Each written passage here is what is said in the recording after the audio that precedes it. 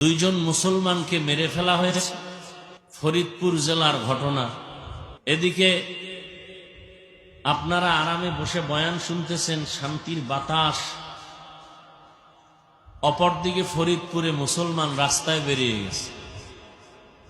আপনারা শুনেন নাই? দুইজন মুসলমানকে মেরে ফেলা হয়েছে, ফরিদপুর জেলার ঘটনা। শুনতেছি ভিন্ন ধর্মের ভাইরা এ আক্রমণ নাকি করেছেন। আল্লাহ বেহতার জানেন, তবে দেশে আইন আছে, বিচার আছে। আল্লাহর কাছে আমরা বলি এবং সচেতন যারা দায়িত্বে আছেন দেশের, তাদের কাছেও আওয়াজটা দিতে চাই। যেই মুসলমান দুনিয়ার থেকে চলে গেছেন, আল্লাহ তাদেরকে শাহাদাতের মর্যাদা দান করেন। তার পরিবার যারা আছে দুনিয়াতে, তাদেরকে সাবরে জামিল ইখতিয়ার করার তৌফিক দান করেন এবং সঠিক তদন্তের মাধ্যমে আমার প্রিয় মুসলিম ভাইদের আসল আক্রমণকারী যারা, এদের তদন্ত সাপেক্ষে বিচারের আওতায় যেন আনা হয়, সে দাবি আমরা মানুষ হিসাবে, মুসলমান হিসাবে করতে পারি না পারি না। দোয়া করি সঠিক বিচার যেন মুসলিম দেশে, বাংলাদেশে হয়। সবাই বলেন আল্লাহুম্মা আমিন। ইসলাম মানুষ হত্যার কোনো অনুমতি নেই। ইসলাম মানুষকে নিরাপত্তা দেয়, মানুষের ইজ্জতের নিরাপত্তা দেয়। ইসলাম মানুষের কষ্টের ভাগ নেয়। ইসলাম মানুষের বাড়িঘর জ্বালায় দাও, মানুষের উপরে জুলুম করো, এটা ইসলাম সমর্থন করে না। মক্কার মানুষ ছিল চরম খারাপ। রহমতের নবী আসছেন, নবীর আদর্শ যখন শুরু হয়ে গেল জমিনে বাস্তবায়ন, মক্কার মানুষ ইতিহাসের পৃষ্ঠায় স্বর্ণের মানুষ হয়ে গেল। আল্লাহ এমন তাদেরকে কবুল করলেন যে কিয়ামত পর্যন্ত যারা আসবেন সকল মুমিনের ঈমানের স্কেল বানায় দিছেন রসুলের হাতে গড়া মানুষগুলো, সাহাবায়ে কেরাম।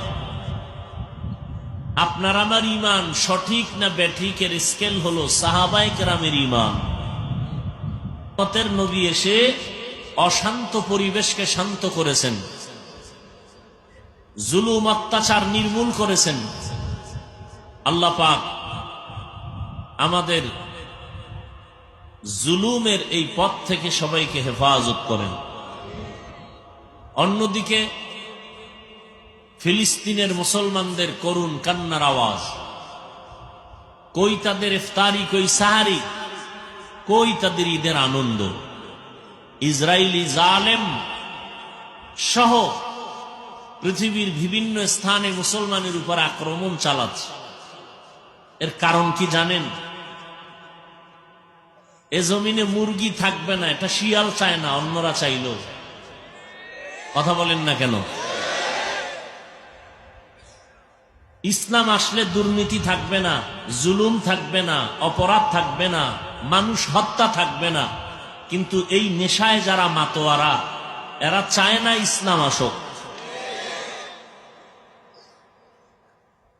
আপনি চিন্তা করেন, এতগুলো মানুষ যদি এখানে দুনিয়ার কোন লাইনে কোন কোটিপতি হাজির করতে চাইতেন, তো অবশ্যই তাকে কতটা পেরেশানি নিতে হতো। আপ ডাউন গাড়ি ফ্রি দেওয়া লাগতো এই মানুষগুলো আনার জন্য। কথা ঠিক না? তারপরে জান্নাতি মানুষ পাইতো না, পাইতো গাঞ্জাখোর, টাকার লোভী। জান্নাতি মানুষ আসতো না। এরপরে আসার পরে এখানে ভিআইপি বসার ব্যবস্থা, চেয়ার, এই থার্ড ক্লাসের বিছানা দিত। কোন বিয়ার অনুষ্ঠানে এই বিছানা দিলে কেমন জুতা খাবে? সত্য কথাটা স্বীকার করেন। এরপরে আসার পরে নাস্তা লাগতো না, নাস্তার প্যাকেট নিয়ে টানাটানি আর চেয়ারের বাড়ি। দ্বিতীয় এতগুলো মানুষকে নিয়ন্ত্রণ করার জন্য কত পুলিশ লাগতো। কিন্তু একটু চিন্তা করেন, আমরা মানুষ, আল্লাহ বিবেক দিছেন, একটু চিন্তা করেন তো, এত মানুষ এই প্রচন্ড গরমের মধ্যেও পকেটের টাকা ব্যয় করে ভাড়া দিয়ে আসছেন, কেউ হেঁটে হেঁটে আসছেন, বসার বিছানা ভালো না, নিয়ন্ত্রণের জন্য কোনো আইন শৃঙ্খলার প্রয়োজন হয় না বাহিনী, সবাই চুপচাপ বসে আছেন, কে বড় কে ছোট, কে ধনী কে গরিব, কে আলেম কে আওয়াম, সব একাকার হয়ে বসে আছেন। এই যে মাটির মধ্যে বসে আছেন, কারো মনে কোনো কষ্টই নেই। ইসলাম এখান থেকে বুঝে নেন ইসলাম কি, এই প্যান্ডেল দেখে বুঝে নেন ইসলাম কি। আল্লাহ আমাদের সব ভাইকে হেদায়েত দান করুন। আমি আপনাদের সামনে আলোচনার স্বার্থে কোরআনে হাকিমের এক আয়াতে কারিমা তিলাওয়াত করেছি, নবীজির হাদিস থেকে হাদিসের একটা টুকরা তেলাওয়াত করেছে। আয়াত ও হাদিসের আলোকে ইখলাস ও রুহানিয়াতের সমন্বয়, সহি তরিকায়, সহি নিয়তে সহি কিছু কথা বলার মতো, শুনবার মতো আমাকে আপনাদের প্রত্যেককে আল্লাহ তৌফিক দান করেন।